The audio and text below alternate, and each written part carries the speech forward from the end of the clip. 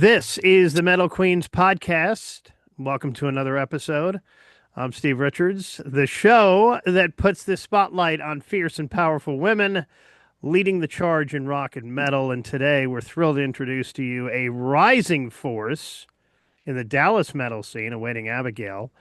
With their release of their debut EP in December of 24, Bad Mind, they've already started making waves nationally and internationally, blending heavy riffs, soaring vocals, and heartfelt storytelling too. Their sound will hit fans of the Pretty Reckless, Hailstorm, and In This Moment right in the heart. And joining us today, three of the members, because this is the Metal Queens podcast, so we only have females here, so we can't have James on here. Yeah. As much as he wanted to be on here, we can't. But it's Abigail, Corey, and Heather. Abigail, the voice and energy behind the band, and the also the powerhouse bandmate. So let's dive into the music, the story, and the fire that is awaiting Abigail. So, Abigail, let me start with you. How did you first connect Yeah. with the rest of the band, and when did you know that this was going to be something special? Yeah, I connected with the band. I want to say, well, it was 2024. I was 19. I'm originally from Houston, so I wanted to find a band kind of in the Dallas area because I'm going to college in Dallas, UT Arlington. So I looked on Bandmix and I found James there, and he loved kind of my sound. I make pop music as well, so he kind of heard my pop music. I didn't have any like rock stuff out yet.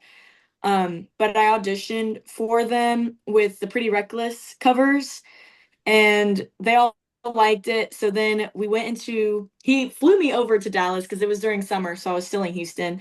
He flew me over to Dallas to do a rehearsal with the band. So I did one rehearsal. Everyone really got along and we all sounded great. So then we went straight to the studio. So after one rehearsal, we recorded those four songs. So that's just after one rehearsal, Hmm. and some songwriting that I did over the summer. And it was about 4 hours to do that EP. Um, and we did it at Empire Studios. And yeah, and then after that, I mean, everyone liked it. Then we were just trying to get a gig. And then that's when we found out about the Trees gig in December, Women in Metal, and that was our first show. So that's kind of how it all began. The band's lineup is such a cool mix. Longtime friends reuniting, and even a father-daughter duo, Corey. I want to Yes, ask Corey. I want to ask you about that. First of all, what is that like with your dad in the band? I mean, it's super fun. Like he and I are big music dorks. So like we've always been heavy metal fans, and James and him have known each other for a long time. And then like for those who don't know, James is our guitar player too, along with my dad. And James was also my percussion teacher when I was in junior high. And so when he was like, "Hey, we'd like someone to play keyboard," I was like, "I'm so down." So it's been super fun. Again, we're all just big music fiends, and it just blended super well. It's like whatever you guys need me to do, we'll do it. And Heather, what's your story getting into the band? Well, I've known James since I was 15. Mm. We played together for a long time, and I kind of lost track from him for a while when we had our 20-year school reunion. I gave him my phone number, and about 6, 7 years later, he texted me one day and said, "Guess who bought a guitar?" And I said, "Okay, cool." Next thing I know, he's writing songs, and we're jamming in his grandmother's house again, like we used to when we were 15. And then we wrote all this stuff. We went and recorded it. We were looking for a vocalist. We found her. She came in and put some tremendous, great vocals in there. And the rest is history. Yeah. What was the vision behind forming the band? And how did you land on the band name? What's the story behind that? Well, her name Uh, is Abigail. Right. yeah. Well, yeah, yeah. Starting here. I mean, really, we just thought it sounded cool. I mean, waiting Abigail. We're never really waiting for her. She's always on time. It's just Yeah. we thought it sounded like a cool name. That was Was Yeah, it what was her? I just was interested. AA. Yeah, the awaiting part of it. Yeah. Yeah. No, she's not like a typical vocalist who's always Yeah. late and has to have their interest and all, or their main. I've been in bands where they're the last one to show up and they don't like to help load out. She is totally not like that. Mm. Congratulations on the release of the debut EP. So, what does Bad Mind represent to each of you personally as artists? Do you want to go first, Heather? Well, you wrote the lyrics to it, so you're more going to be Alright. more what it means to you. We just put our Mhm. music parts to it. So I would let you answer that. Yeah, for me, Bad Mind, it's just kind of about like mental health. I feel like everyone deals with that. So it's just honestly like to say keep going. My song lyrics kind of say one step in front of the other. So it's just like taking one day at a time. That's kind of what it's about. How about for you, Corey? Like, again, like going off of Abby's lyrics, like just kind of chugging through something. And I think like with her lyrics combined with just kind of how like the actual instrumental sound, just kind of chugging through like a bad situation and just knowing it's gonna get better. Like you're gonna be trudging through it a bit. It's gonna be a little heavy, but you can do it. And Heather? For me, the song, I mean, for the music wise, it's like me and James used to write music back in the 90s, and we kind of just went where we left off in the 90s and wrote another song kind of like it was, with some cool riffs, some great drums, and her lyrics just are icing on the cake. Abby, you wrote the lyrics to that one. What is the songwriting process like in the band? Is it a true collaboration? Well, Um, usually me and James start out yeah, first. they've started off. Yeah, usually me James come to me with a riff. Him having a band director background, he'll write a lot of stuff out, and I was in band too, so I read music, so he writes a bunch of stuff out. We usually have like the whole structure of the song before we bring it to everybody else, and then if we need to tweak some stuff here and there, we need to add something, or somebody has an idea, we put it in there, and then once we get that, then we give it to Abby, and she puts her lyrics on it to it. Yeah. Yep, exactly. Let me ask you about a couple of other songs. Of course, each track has its own identity. I Hate You. What's that one about? I Hate You. It was originally going to be called Mean Girls because it's just like that's a fun title. But it's kind of about anyone. It could be about like coworkers, family members that you just like you cannot stand, friendships, relationships. I guess you probably shouldn't hate your partner, but it's about pretty much anyone that like gets on your nerves that you just need to like get your anger out on. The People Pleaser has a raw honesty to it. What's the background on that one? People pleaser, that one took me the longest to write. I was just trying to get into like a people pleaser mindset, so like they cannot say no to anything. They always have to agree, even if they're like exhausted, they still agree to things that they don't really want to do. So it's honestly just like it's kind of the name kind of says what it is. It's just like a people pleaser person that just can't say no to anything. And then there's Falling Under. What is the story Yeah. behind Falling Under? Falling under, I wrote it about kind of a manipulative relationship. So you're falling under their spell. You can't get out of it. Like you love them, but at the same time you're trying to leave, but you can't because they like pull you back in with their charm or like certain things that they say. So that's kind of what that one's about. It's yeah, just about relationships, toxic relationships. When you guys performed some of these songs in the EP live for the first time, was there one or two that was especially exciting to perform live? Ooh. Oh, were they all Um, great? I mean, I enjoy playing every song that we yeah, have, me too. honestly. There's not really a favorite that I have. I kind of like I Hate You because we do a timer at the beginning now, and then like we put in Corey hits the pad to put the Mean Girls talking in the background. I enjoy it. It's super fun to like jump onto stage with that as a It start is. off. It's so silly and wonderful. Like it's Yeah. like a good way to start a set because it makes you smile a little bit. Like just hearing Mhm. talking at the beginning of "I Hate You." Yes. Is there a song that's been getting a better reaction than the others? Um, I would say some of our newer songs that aren't, well, Left Out that just came out, that Yeah. one's getting a really good reaction from a lot of people because it's different from our other ones. It's more heavy. And then one that's coming out, I believe in like a month or two, it's called Anxiety. That one also has a big reach because it's also about mental illness and mental health awareness. And people like that. It's kind of like our ballad. But I would say off of the EP, I don't know, Bad Mind, a lot of people Yeah, like to that mine's sing. got a lot of views. Yeah. Mm. The Good band mix Nick, of heavy and melodic too. yeah. Mhm. The band mixes hard rock, metal, post grunge, even some atmospheric keys too. How do you balance those elements without losing focus of the core sound of the band? I mean, really, I think all of our different influences that we have kind of mesh together and just kind of create what it is. We're not really trying to do a grunge song or do a metal song. We just all put our input in there, and our influences kind of just is what comes out. It's kind of what they're feeling. And then I just kind of match the vibe of the music that they come up with. And speaking of influences, Abigail, your vocals have been described as soulful yet penetrating. How did you develop your vocal style and who inspired you along the way? Honestly, like I grew up, my mom listens to a lot of metal, but I feel like I kind of rebelled a little bit and I would listen to pop music.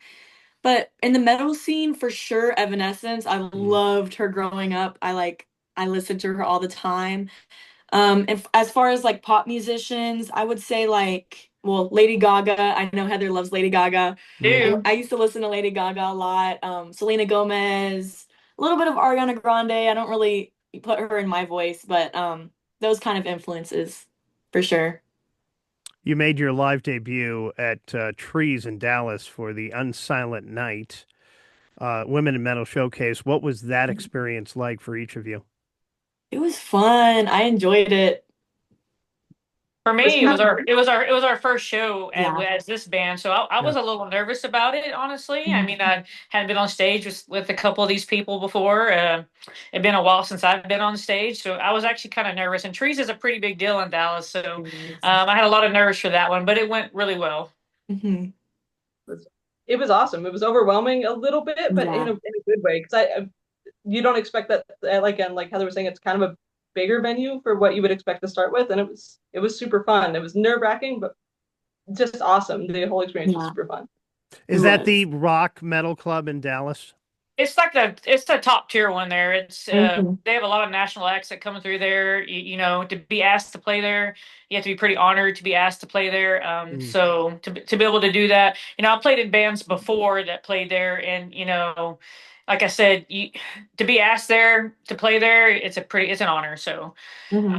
anybody that's in Dallas that knows anything about Deep Ellum, that's the place to play. Yeah. Yeah. Speaking of top tier venues, you have a show coming up in January at the Whiskey A Go Go, right? Yes. Yeah, we played there back in July of this year. Yeah. Mhm. We believe we've been asked to come back. Yes. What's been the most rewarding moment for each of you since releasing this EP last December? Honestly, for me, listening to it on the radios, like I've never heard any of my music on the radio, so like to hear our music pretty quickly, honestly, on the different radio stations, it was surreal. It was like a surreal moment for me. And then, I mean, honestly, all of us get along, so I would say like the performances, like just looking at everyone, vibing with the band during the performances, that's also super fun. Heather? Yeah, I would agree the same thing. Watching it, you know, people's reaction to the song online and seeing how many people actually are viewing the song and requesting the song on the radio stations is pretty rewarding and kind of it's pretty awesome to see. And it is rewarding being on stage. There's nothing that, you know, is that lives up to the same hype of being on stage with a bunch of people playing music you love. And Corey?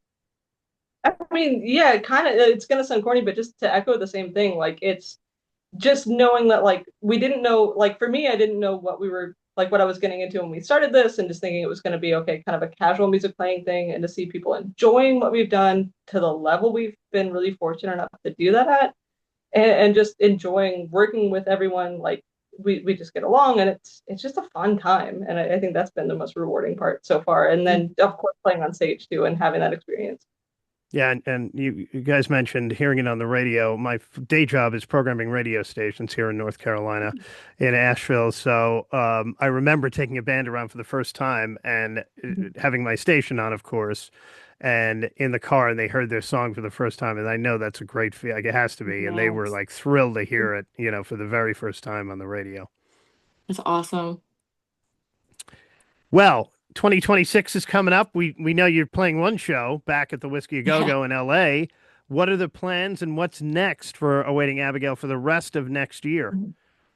I know that we're gonna be releasing some more songs. We have some written.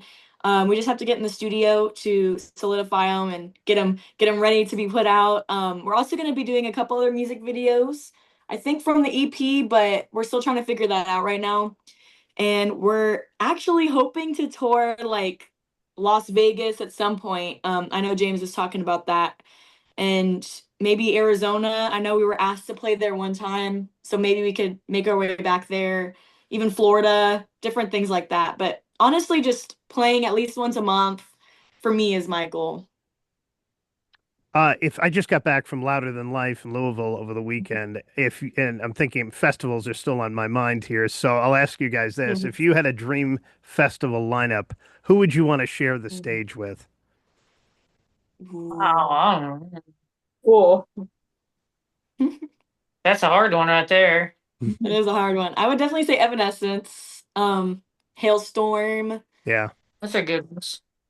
Evanescence, Hailstorm. Trying to think of the other ones. I don't know. There's so many good bands. to narrow it down. I'm Yeah, a big, Yeah. it's gonna like you would ask each person in the band, it's gonna be a different answer basically because we all have different influences of who we'd like to play with. But like I'm such an old school heavy metal fan and thrash metal fan, so like I would say like Judas Priest or yeah. I don't know, like, it really anyone. We would just be happy to play with Yeah, anyone. Yeah. Honestly. I agree. As long as they, you know, I don't know if there's a specific one person that I want to play with. I just want to play with people that are great musicians that, Yeah. have the same love for it as we do. Yeah. All right, so watch out for tour dates next year from Awaiting Abigail. All right, final question here. I'm going to go around the room here. One word your bandmates would use to describe you. We'll start with Corey. Oh, and I'm so sorry, my phone cut out a little bit. I apologize. What was the question one more time? One word your bandmates would use to describe you. Oh, dorky. No. I'm the biggest Yeah, dork. that one checks out. Heather? Yeah, I'm the biggest heavy metal dork I would ever. say solid. Yeah. Oh, thank you. Yeah. And Abigail? Oh, I would say, I don't know, bubbly, maybe. Yeah. She is the young one of the band, so yeah. All right, so we got I'm only bubbly, 20, so dorky, yeah. and solid. Good. Good. A little bit of everything. They are Awaiting Abigail. They're bringing raw power, heart, undeniable energy to the rock and metal world. Their debut EP, Get It, Bad Mind, is out now. They've got one single out, another one left out, and another one coming, and more new music coming and videos next year. And check them out on socials for tour dates as well, and stream their music too, wherever you stream your music. Guys, thanks for joining me here on the Metal Queens podcast. Thanks for having us. Thank you Thank for you. having us. And thank you for watching. I'm Steve Richards. This is the Metal Queens podcast. Like it, share it, subscribe to it, and write a review too. Talk to you next time.